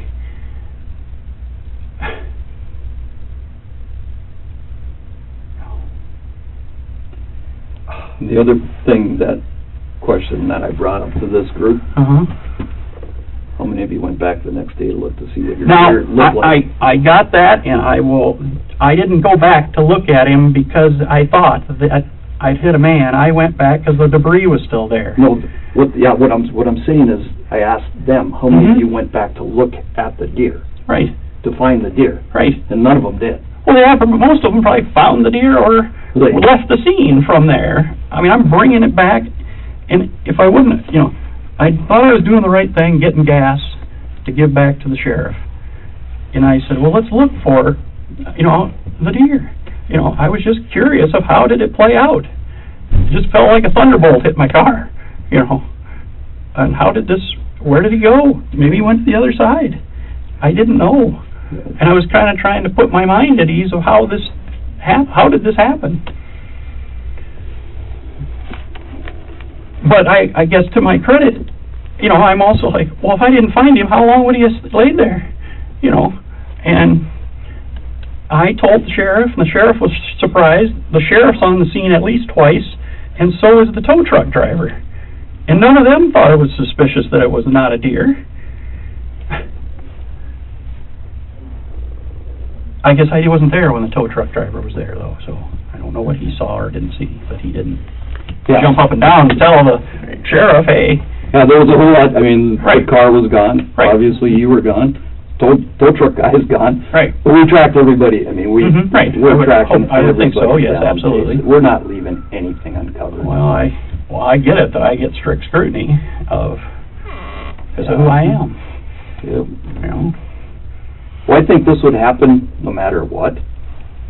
Because I think your guys would be sitting in these chairs if it was somebody else. And I think you know that. I did not see him the night before. I did not find him until the next day.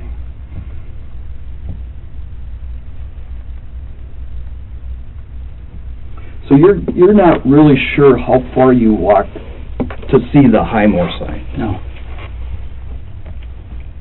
I walked back in that easterly direction towards the sign until I could see that enough that I could tell it was Highmore, the sign. Okay. Do you remember walking by a marker, a road marker, just one of the yellow X's that they put on a post? No. Like on a white, no, it's just on a regular post, I guess. No. You don't remember seeing that at all? Mm-hmm. I'm looking off to that direction, to the east, to the right. That's where the sign's at, on that side of the road. And I don't know how far I walked to see that. Mm-hmm. And without, I mean, that part of it I get.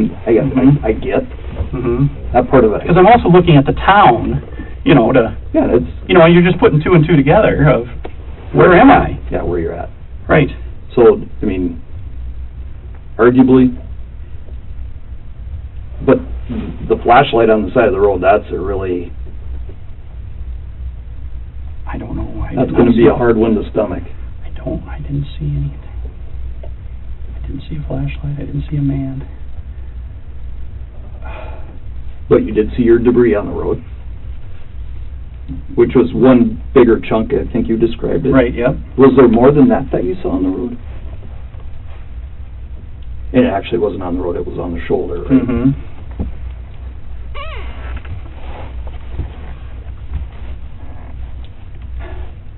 Not really. I mean, if it... Think about that. I remember seeing that chunk.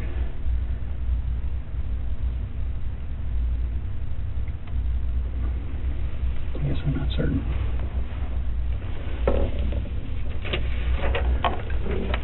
So, part of the Tim being on the other side of the road. No, Tim's on the same side of the road with me. I mean, so you turn, We and he's went to Highmore. going that way, but you were gonna go over there next. We went to Highmore first. Yep. I got gas, he parked and waited. Okay. We then, I went first, and You we turned? both parked on the north side of the road. And that's where you guys were walking. Correct. He went east, I went west. Okay. We never made it to the south side of the road, because I found You had him on the talked north about side. going there. Correct. Right. Yes. But then, We didn't need to go to the south side, because I found him on the north side. yeah. So, I mean, with your car, with the damage that it has, I mean, and your car's rounded, obviously, this is square. Right. And so this is all the extreme, we'll call it the extreme right of your hood as you're sitting behind the steering wheel. It wouldn't be likely that it would go that way, would it? Anything that you hit on this side, No. it's not likely that it's gonna go to the north side. No, It's I gonna mean, I stay- just thought- Or south side, it's gonna stay on the north side. Right, if it died, that it didn't hit and then go off and keep going. I didn't think so, but I didn't check the south side of the road. Yeah, you didn't get to that. I didn't at all. get to that. Okay. I thought, let's start on the north side, because maybe he's dead and he's back farther towards the bean field or whatever that is. Maybe he glanced and went that way farther back out there. But maybe he, got across. Did you see the mirror on the door here? Did you see that was broken? Yes. Okay. So everything likely went this way, Okay. and then his face is in the windshield here. I did not understand where he went, in relation, because I never saw him and the car together, Let me ask you this. Mm-hmm. Did you feel bumps?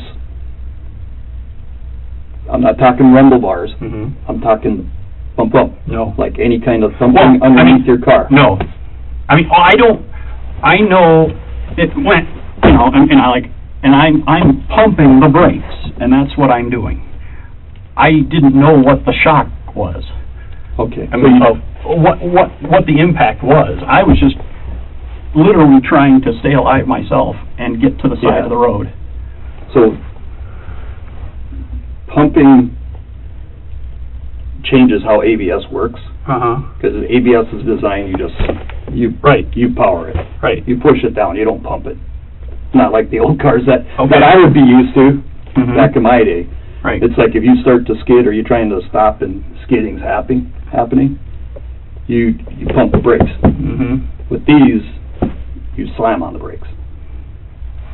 I remember hitting it and letting off, hitting it, letting off, hitting it. You know, I don't know if it was 3 or 4 times, but I know I did not just slam it. And that might make sense for how far you went ahead of.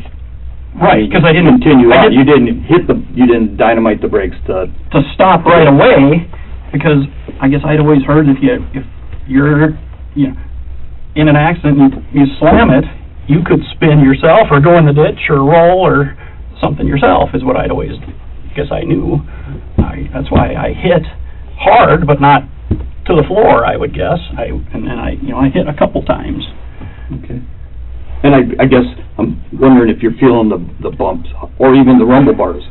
Cause I thought I hit. I mean, I heard the rumble bars. Yes, once I started applying the brakes. I don't remember any rumble bars prior to the brakes. Yeah. So prior to stepping on the brakes, you don't remember the rumble bars at all? No. Okay.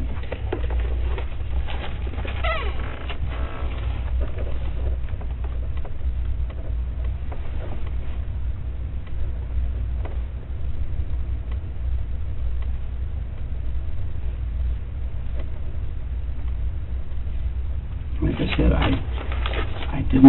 I'm not looking over at him, now that I know it's a him, or what it was. I would say I'd describe it as tunnel vision. I mean, I was now trying to get over and stop.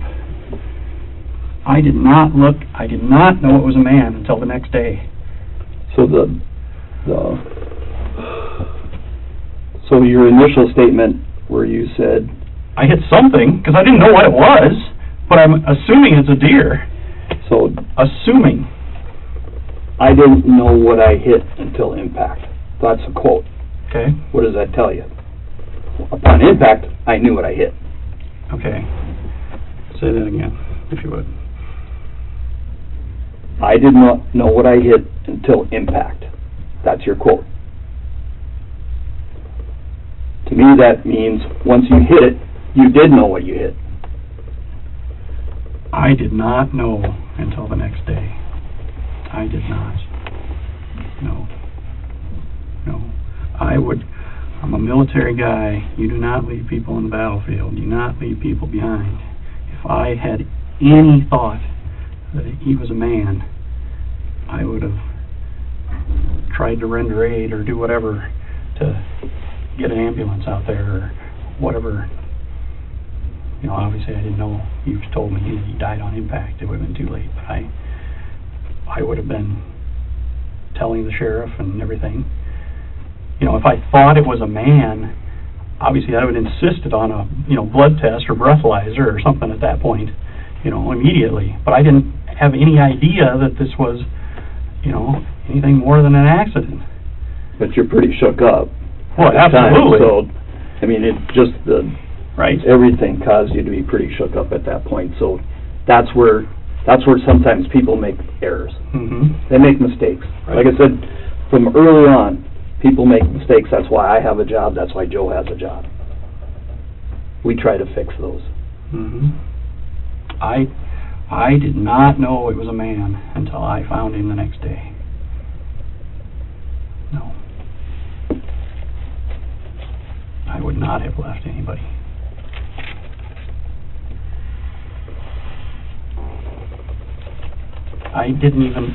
I had not even fathomed that a man would be there in the dark. I would say that, it's logical that a deer would be there, not a man. Right. And quite honestly, I was the test dummy. Oh, God. I was the guy walking down the side that they drove by, and I was wearing a blue shirt just like that guy, blue jeans. I volunteered because... And carrying his flashlight. And carrying the dead guy's flashlight to see what they would see. They videoed it. It's pretty apparent. It was pretty apparent that you were not looking at the road when that happened. Whether it's... I still believe I'm looking at the radio and then looking at the speedometer to lock in the cruise is the best that I can remember. Do you just hit resume, or do you actually lock it in every single time? I do both. You know, it depends on if it catches or not, the resume, because sometimes it won't. It won't. Like if you take it off, you hit the brake and it comes down, it sometimes won't lock it back in. You have to hit, sometimes you have to put it in to hit resume. You know, or I mean to It on. like doesn't catch or something right, yeah, like that. Right, it'll come off of and you got to do it over again, basically. And that's what I'm looking at. I know it, and I know how some of this looks, but I did not see a man until the next day. Absolutely. And then when you told me the glasses, you know, obviously that made me think, you know, are they his? You know, after I left here, but I didn't know, you know. Yeah. But I did not see that. I mean, like I said, I looked at the 65 sign, I looked at the 48 miles to Pier, and I didn't even really think I was getting going yet. I mean, and, you know, away you go, and I just got hit by a thunderbolt. That's how that stuff happens so fast, though, Jason, and we know it. Because, I mean, quite frankly, it's not the first time that this has ever happened. Well, yeah. But it's like, we know that you look down, and we know you're on your phone at some point. We know you're telling us you're putting it down. Absolutely. Turning off the radio. Yes. All those things. Yes, because I'm getting rid of distractions, not adding to them or having distractions.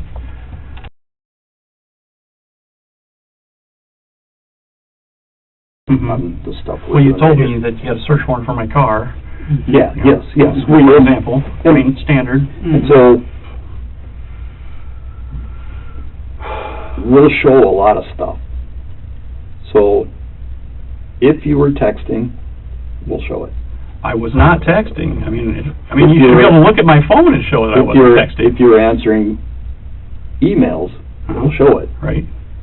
And so, if any of that was going on, let's take care of it now so we don't have to come back and reinvent this thing, Jason.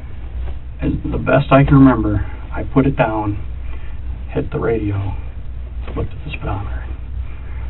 I don't remember sending any texts, you know, prior to the crash and the picture and, sure, you know. Sure.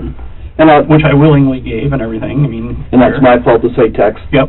Any kind of right. e-transmission. Right. Whatever it is. Right. And it's like, let's get it all taken care of now, because... Do I look at that stuff? Yes.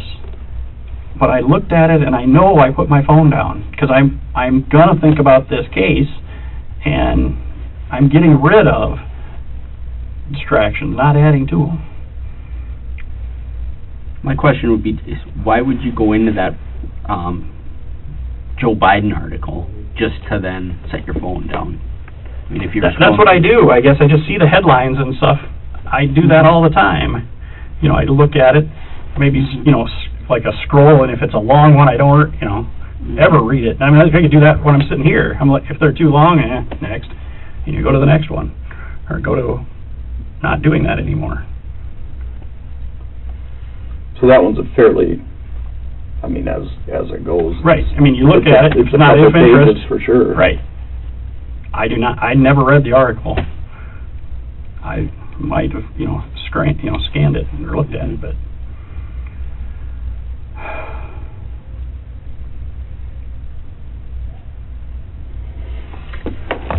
So where do we go from here? How long till? Well, we're still gathering stuff. I mean, we wanted to get you up to speed. We wanted to. This is your opportunity to straighten things out. Right. Well, I want to help straighten stuff out. Absolutely. That's why we came in, and you know, we're quite honestly, Mm-hmm. you know, I've told you my concerns, Mm-hmm. and whether you think they're bogus or not, Oh, I think you're very genuine. it's going to be a hard thing to get past. That's Right. what. So if there's I never If there- saw there was a man. if there was a logical reason outside of that, we just need to know. We need to know. Let's get this thing behind us. I thought I was in the road.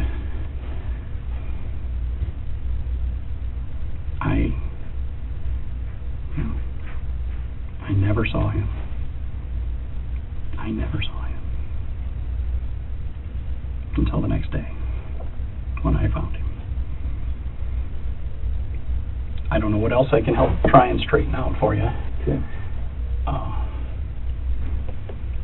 Do you want I'm obviously not as observant as I should be. should we take a couple-minute break? And Yeah. Yeah, can I get some water? we'll get you a glass of water. We'll take a couple-minute break. Been talking a long time. Yeah, Jason.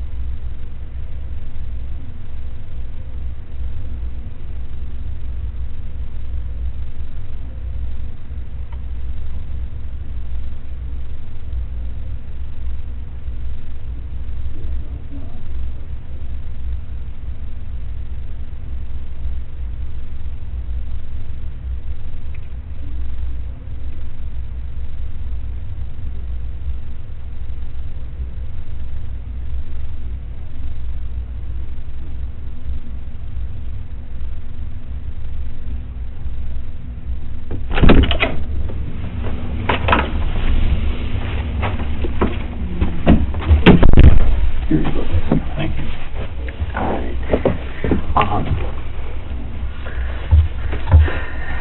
So Jason, you know, trying to figure out what our other options are to help you out with this too, you know. So, if you were to take a polygraph on this, how would you do? I would pass, except for I've asked my guys how that would work, because I thought of, can I take a polygraph? And I'm a polygraph examiner Okay, myself. and so. well, they told me the only concern would be, now you know it, versus you didn't know it at the time. Mm-hmm. And I believe what I believe, you know, that I did not see him or anything else, but then they said, well, now you know that it was a man, even though at the time you didn't. Right. And it could fluctuate. But I believe, and I will, you know, if that's what I got to do, you know, I believed with all my heart. I did not know what it was. I thought it and assumed it was a deer. And I didn't know it was him until I saw him the next day. Mm-hmm. Who'd you talk to about it? I think I talked to Tim, and then Tim asked the DCI folks. Okay. Like Tyler is our guy, is the agent here. Mm-hmm. I think he's the one that went out and secured the scene right away and such. He's our agent here in Peter. Mm-hmm. I think he gives polygraphs. We can obviously give polygraphs just like you folks probably Sure. do when you hire new agents and such. Mm-hmm. You know, I've never taken a polygraph or anything. I was curious because I'm very familiar with most of your examiners. Yep. You know, I mean, I so think it was more curiosity. I think than Tim talked to Tyler. Is Okay. Who talked to. Mm-hmm. You know, I believe I thought I hit a deer. You know, I didn't know what I hit, but I thought I hit a deer because that's the only thing that made sense. Why would you think a man is walking down the side of a road in dark? Right. Did you talk to anybody else about any aspects of investigation? I guess. Like crime scene investigators? No. You said you mentioned it to Tim about that. Right. How about phone forensics, any of that kind of stuff? Well, I asked your guy a little bit. Mm-hmm. You know, Cassidy. Yep. You know how it would work, and then he was explaining because, of course, you know how it is a transmit and such, and I told him about that On My Way app on that phone because it tracks if you use it, then you don't get the points and such. But I didn't want it to be transmitting, and then that be held against me, or how it slams into the, you know, into the wheel well and such. So you talked to Cassidy about that? Yeah, well, I told him about that, I guess, and he said, okay. he says, and it doesn't like it. We put it on airplane mode, and it doesn't like that. I suppose for traveling, it's... Yeah, it didn't like the, you know, it kept beeping at them. Sure. You know. Okay. Anybody else? Did you talk to anybody else about? Can't think of anybody. Go on.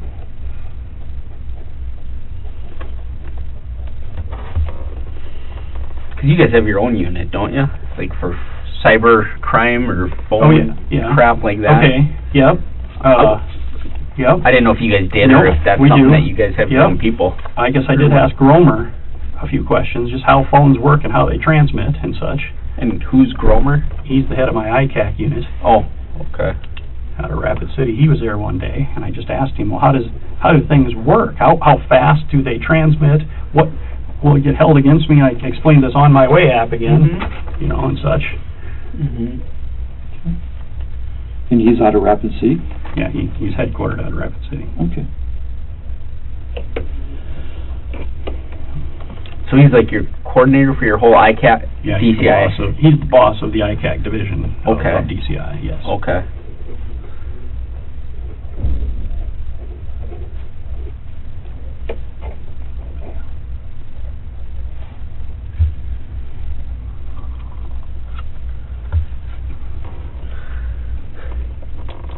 So if we arranged for a polygraph, you'd be willing to take one? Yes. Okay. Absolutely. Okay, we have, I mean, your guys, obviously, we can't do that. Right. And our guys have to do theirs in North Dakota, just like your guys have to do them in South Dakota, because they're licensed there. There's licensing issues. I guess, if you're asking, I'll let you ask first. If you're asking if I'll go to North Dakota, hell yes, I'll go. You know, I mean, if that's what it takes, or whatever. I didn't want to put words in your mouth. No, we were just brainstorming how we could do this, and, and it's like, well, right. We could have them come to Bismarck, and one of our guys there could do it. I'm willing to do that, yes. Okay. Whatever I can do to cooperate. And like I said, I mean, from the beginning, you've been cooperative. Well, again, the hardest part of this is I wouldn't do anything different. I didn't know that this was going to happen to me, obviously. Again, why would a man be walking down the road? I believe I'm on the road, and wham, and my life changes. I called 911, I got the sheriff out there, you know, I thought I was doing the right things. Obviously, I didn't see everything that I should have seen, probably, or not, but I did not see him until the next day.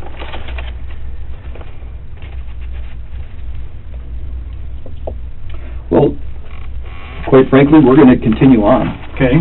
We're going to keep doing our stuff. Like I said, we got... Like, yeah. We've been spending Well, a lot of time. A lot of time, and that's because we want to do a thorough job. We don't want anything. How about, so do you have any, obviously now we gotta set this up and such to go up there and everything, but do you have any kind of time estimates before you'll do your report? And then where does your report go? To that county. Good. I mean, well, that's the first night, I was dead. The governor did a press conference and said I was involved in a one-car fatality, and my whole family thought I was dead. Sure. And I would like, obviously, a chance to know what's happening, before it's on all the media. And we don't control. I understand, but I didn't know you were sending it right to the governor, first. We didn't.